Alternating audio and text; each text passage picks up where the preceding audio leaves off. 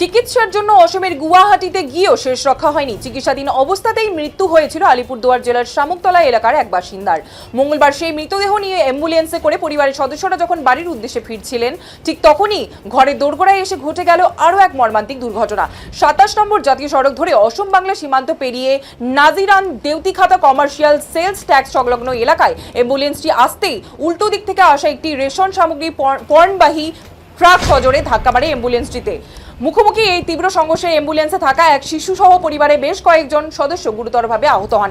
জানা গিয়েছে, মঙ্গলবার মৃতদেহ নিয়ে অ্যাম্বুলেন্সটি গুয়াহাটি থেকে শামুকতলার দিকে রওনা দিচ্ছিল।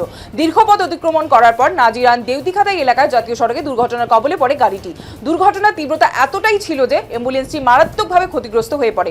ঘটনার পর বেগতিক বুঝে ট্রাক চালক ঘটনাস্থল থেকে চম্পট দেয়। এদিকে দুর্ঘটনার বিকট শব্দ শুনে স্থানীয় বাসিন্দারা ছুটে আসেন এবং দ্রুত উদ্ধার কাজে হাত লাগান। অ্যাম্বুলেন্সের ভেতর থেকে রক্তাক্ত এবং আহত যাত্রীদের উদ্ধার করে চিকিৎসার জন্য তড়িঘড়ি হাসপাতালে পাঠানোর ব্যবস্থা করা হয়।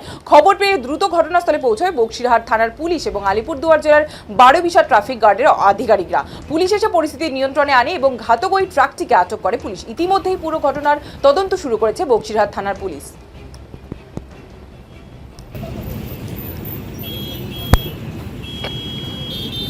অ্যাক্সিডেন্টটা তো আমরা দেখি নাই না। কি শুনলেন?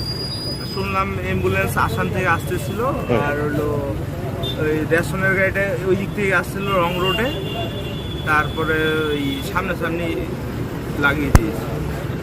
সামনে লাগছে। তাহলে রেশনের যেটা ওই যে পরিবহনের গাড়ি, সেটা কি উল্টা দিকে আসছিল? হ্যাঁ হ্যাঁ, রং রোডে আসতেছে। আর অ্যাম্বুলেন্সটা আসামের দিক থেকে বেঙ্গলের দিকে যায়। আসাম দিক থেকে আসছে।